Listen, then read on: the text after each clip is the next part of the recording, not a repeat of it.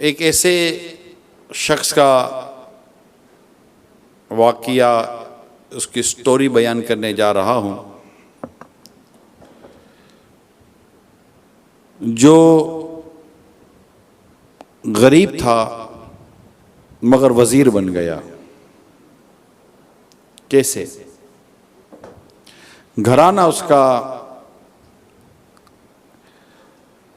खेती बाड़ी करता था, बहुत कम आमदनी थी, गुजारा हो जाता था और वक्त गुजर जाता था। कहीं पढ़ते, कुछ सीखते, कुछ इल्म हासिल करते, इसका कोई रुझान घर में था ही नहीं। मगर ये बचपन से ही ज़हीन था, पढ़ने का इसको शौक़ था। ये कहीं ना कहीं इल्म सीखने, उलमा की मजलिस इख्तियार करने की जुस्तजू में रहता, जाता, बैठता, सुनता, समझता, कुछ पढ़ता, कुछ लिखता। चूँकि ज़हानत थी, हफ्ज़ा भी अच्छा था, तो बातें याद रह जाती थी। उसका मामला इसी तरह बढ़ता चला गया और वो पढ़ते पढ़ते पढ़ते पढ़ते एक अच्छा खासा आलिम बन गया। अब ज़्यादा इल्म हासिल करने की जुस्तजू में बगदाद का इन्होंने सफ़र किया और पढ़ाना भी शुरू किया। पढ़ने का भी रुझान जारी रहा, सिलसिला जारी रहा पढ़ने का भी। अब बगदाद से तक जो ये अपने घर से या गांव से जो पैसे लेकर निकले थे, वो एक एक करके ख़त्म होने लगे। तो कोशिश की कहीं जॉब मिल जाए कि पढ़ाई भी जारी रहे, पढ़ाने का सिलसिला भी जारी रहे और मुझे नौकरी भी मिल जाए। कई जगहों पर कोशिश की लेकिन जॉब मिल नहीं रही थी। आखिरकार जो हुकूमती या रियासती इदारे होते हैं, इनमें जॉब अप्लाई की तो अब्बासी खलीफा का ये दौर था। वहाँ भी कोशिश की कि कोई मुझे दीवान में, दरबार में नौकरी मिल जाए तो मेरा गुजारा होता रहे। बार बार जाते लेकिन वो उनको यही कहा जाता भाई खाली होगी तो वहाँ को इत्तला दे देंगे, फ़िलहाल तो कोई जॉब असामी खाली है नहीं। अब मेरे पास कहते हैं कि पैसे तो थे ही नहीं, जॉब मुझे मिल नहीं रही थी, गुजारा अब करूँ तो कैसे करूँ। आखिरकार मैंने अपने गांव वापस चलने का इरादा कर लिया कि अब यहाँ लगता है कि मैं मज़ीद गुजारा कर नहीं सकूँगा, पैसे ही नहीं थे, घर की कोई पोजीशन सी थी नहीं कि जहाँ से पैसे आ जाते। कहते मेरे जेब में आखिरी दिरहम था, वो भी मैंने चलते चलते खर्च कर दिया बगदाद में ही। अब कुछ भी पैसे नहीं थे, पैदल ही चल पड़े। पैदल चलते चलते रास्ते में असर का वक्त हुआ, आसपास देखा तो कुछ मस्जिद ऐसी नज़र नहीं आई। तो और थोड़ा आगे पैदल गए तो एक कोने में एक ऐसी मस्जिद थी जो लगता था कि शायद वहाँ को नमाजी है ही नहीं, वीरानी टाइप की जगह थी। कहते मैं वहाँ गया, वहाँ जाकर मैंने कुएं से वज़ू किया और वज़ू करके मैंने नमाज असर अदा की। दौरान नमाज मुझे किसी की सिसकी आहट और कर्राने की आवाज़ आवाज़ होती है, इस तरह की आवाज़ आने लगी। मैं नमाज से फारिग होकर देखा तो एक शख्स कोने में इस तरह जैसे कि बीमारी में बंदा बेचैन था, तड़पता है, आवाज़ें निकालता है, उसकी ये कैफियत थी। उसके करीब गया, जाकर मैंने उसके बदन को हाथ लगाया तो बुखार में तप पड़ा था। मेरे भाई आप कौन हो? बोला लगता है मेरा आखिरी वक्त आ गया है, मैं बस एक परदेसी हूँ और यहाँ दूर वीराने में पड़ा हूँ, कुछ है नहीं मेरे पास, बस ये कि लगता है मेरा आखिरी वक्त आ चुका है। तो कहा भाई कोई आखिरी कोई ऐसी ख्वाहिश हो तुम्हारी तो बताओ। कब मेरी तमन्ना ये थी कि मरने से पहले अंगूर खा के मरूं मैं। अंगूर खाने का दिल हो रहा था। अगर हो सके तो मुझे अंगूर खिला दो। कहा भाई अंगूर मैं कहाँ से लाऊंगा, तो बहुत दूर हूं मैं, तो शहर तो दूर है। कब आपने ख्वाहिश पूछी थी तो ख्वाहिश तो यही है। अब वो सोचने लगा कि यार परदेसी आदमी है, बाहर का आदमी, ना जानता हूँ ना पहचानता हूँ, बीमार आदमी है, हो सकता है शायद बेचारे की आज को आखिरी रात हो, क्या करूँ। आप अच्छा मैं अंगूर लेने भी जाऊँ तो कैसे लेकर आऊँ, मेरे खुद पास पैसे नहीं है, आखिरी दिरहम था वो भी मैंने बगदाद में खर्च कर दिया, पैसे भी नहीं है। फिर सोचने लगा यार बीमार आदमी है, अजनबी आदमी है, परेशान आदमी है, कोशिश करता हूँ इसकी हाजत पूरी कर लूँ, इसकी ज़रूरत पूरी कर दूँ, इसकी ख्वाहिश पूरी कर दूँ, क्या पता दुआ मिल जाए, कोई अल्लाह ताला को मेरा ये मामला पसंद आ जाएगा। मुझे इससे कोई ज़ाती दुनियावी नफ़ा तो नज़र नहीं आता, यह आदमी बिल्कुल एक मैं अनजाना सा आदमी है, हो सकता है मेरा रब मुझसे राज़ी हो जाए और मेरी जो मुश्किल है, मेरी जो परेशानी है और मेरे लिए जो मसाइल और आजमाइश हैं, क्या पता अल्लाह ताला इस अमल की बरकत से वो दूर फरमा दे। यूँ उसको एक उम्मीद जागी ना, नेकी भलाई करने के साथ कोई मेरा मामला अच्छा हो जाए। कहा भाई आप इंतज़ार करो मैं अंगूर लेकर आता हूँ। कहते मैं शहर की तरफ चला गया, जाकर मैंने अंगूर का दाम पूछा तो बताया कि भाई आधा दिरहम का ये खोशा है पूरा अंगूर का, जो इतने सारे अंगूर एक साथ लगे हुए होते हैं। तो मैंने कहा भाई मेरे पास पैसे तो नहीं है, अलबत्ता ये मेरा जुब्बा है चोगा, ये आप एक काम करेंगे इसको आप रख लें अपने पास और मैं इंशाल्लाह आपको एक दिरहम आधा दिरहम देकर अपना ये जुब्बा अपना चोगा ले जाऊंगा। कहा ठीक है। उसने अपना लिबास दिया, अंगूर लिए और मस्जिद की तरफ चल पड़ा। तो अंधेरा हो गया, मगरिब तो हो चुकी थी। कहने लगा मैंने जाकर पहले नमाज मगरिब अदा की और उसको जाकर अंगूर दिए तो इतना खुश हुआ, इतना खुश हुआ, इतना खुश हुआ, उसके चेहरे पर खुशी के आसार नुमाया हो चुका। हालांकि वो बीमार शख्स था मगर अंगूर देकर बस खुश हो गया और उसने जी भरकर अंगूर खाए और वो बड़ा मतलब के राजी था, खुश था, मुझे दुआएं दी कि तुमने मेरी ये ख्वाहिश पूरी कर दी वगैरह वगैरह।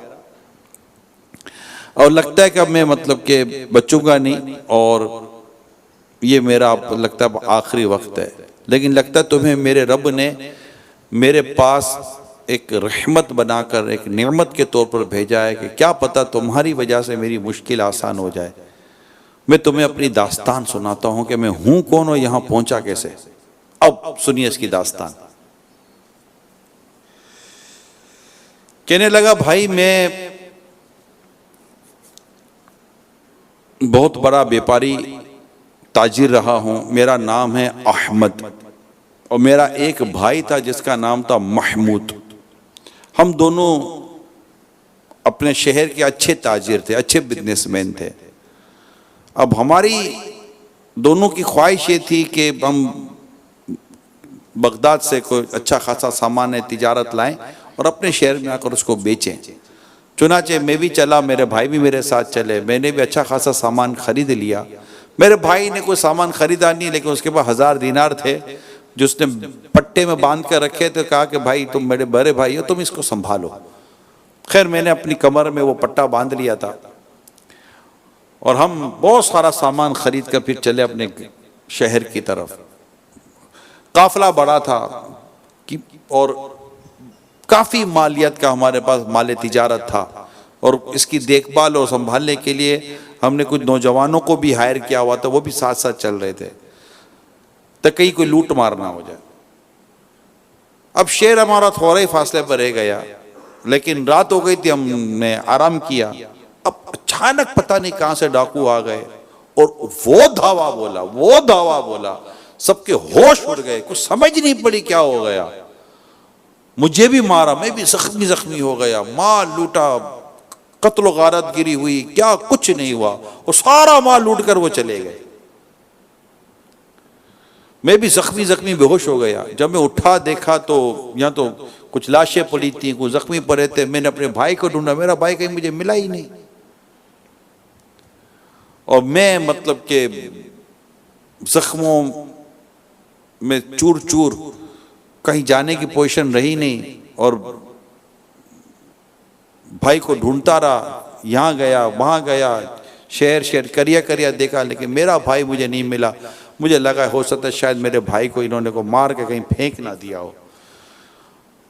तो भाई आप क्या करें, वो दास्तान जो जिसको सुनाई जा रही थी, का मसला ये है कि मेरे भाई के 1000 दिनार मेरे पास हैं और मैं अब दुनिया से जाने की पोजीशन में हूं। ये मेरे भाई की मेरे पास अमानत है, तुम मुझे खुशकिस्मती के साथ मिल गए हो, मेरा भाई का नाम ये है, कुछ इस तरह की निशानी वगैरह बताई, ये मैं तुम्हें सौंपता हूं। अगर मेरा भाई तुम्हें मिल जाए तो ये उसकी अमानत उसको दे देना और कहना कि तेरे भाई ने कोशिश की तुझे ढूंढने की, मगर तुझे तेरा पता ना मिल सका। ये कहकर उसने 1000 दिनार का पट्टा बेल्ट मेरे सिपुर्द किया और फिर थोड़ी देर वो सो गया, मैं भी वहीं सो गया, रात हो गई थी। जब उठे तो उसका इंतकाल हो चुका था। अब मैं 1000 दिनार का पट्टा लेकर बैठा हुआ हूं, अब करूं तो क्या करूं। अपने शहर जाने के बजाय मैंने बगदाद का रास्ता लिया कि चलो मदद करनी ही है। अब मतलब ज़हन बन गया था कि मैं अब इसकी अमानत इसके भाई तक पहुंचाऊं, इसके भाई को ढूंढूं, बगदाद की तरफ जाऊं, एक और शहर की तरफ जाऊं, शायद भाई मिल जाए और इसकी अमानत उस तक पहुंच जाए।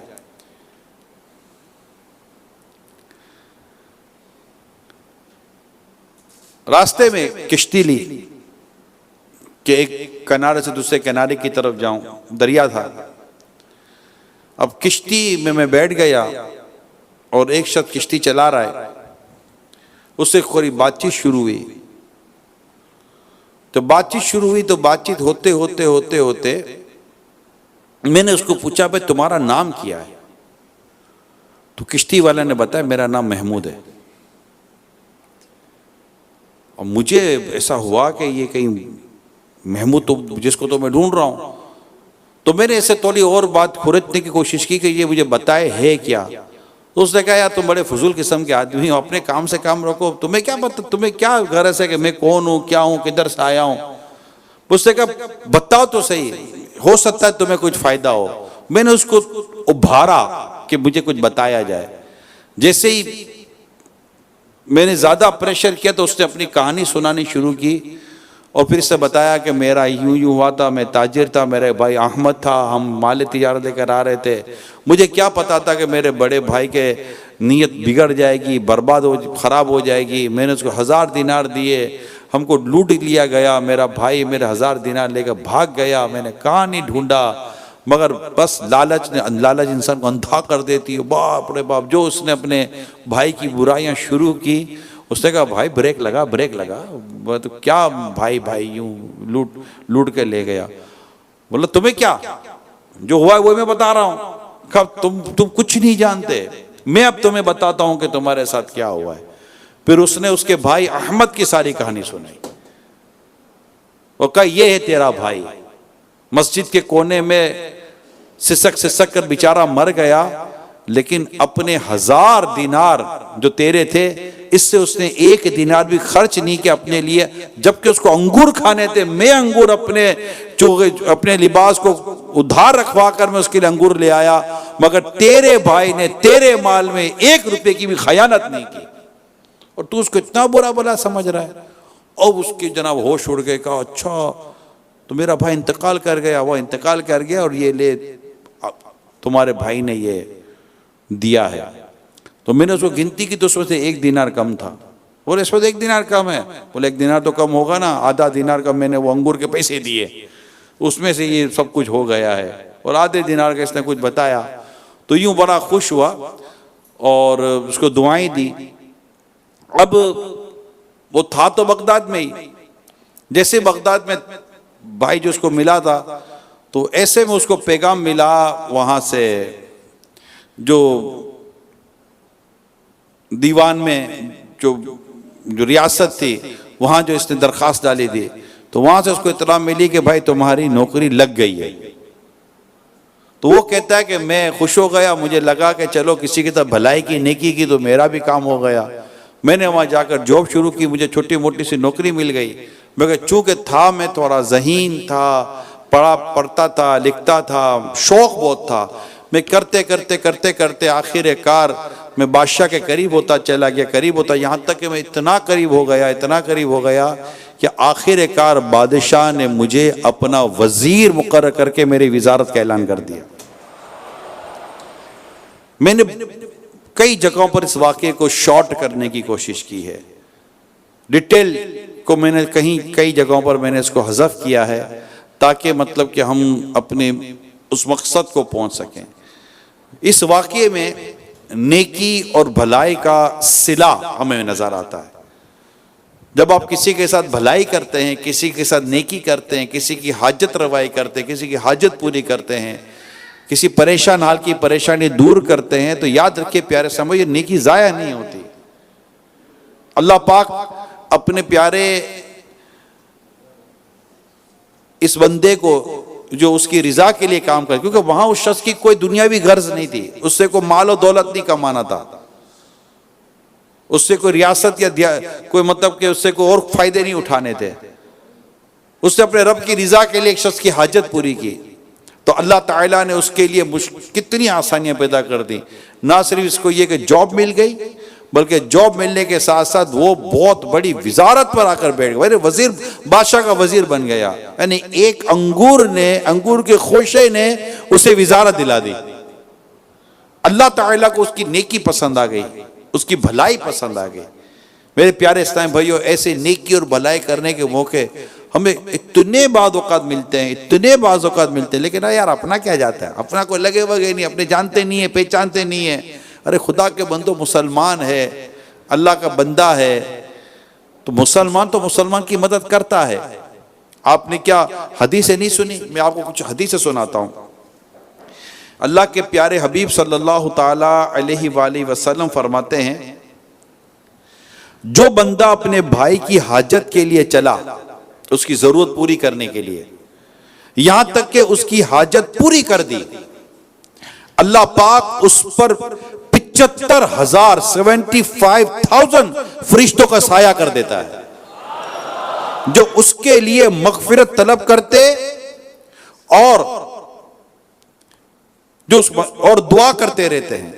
अगर ये सुबह को अपने भाई की मदद को निकला तो फरिश्ते शाम तक उसके लिए मगफिरत की दुआ तलब करते हैं, और अगर शाम को चला तो सुबह तक।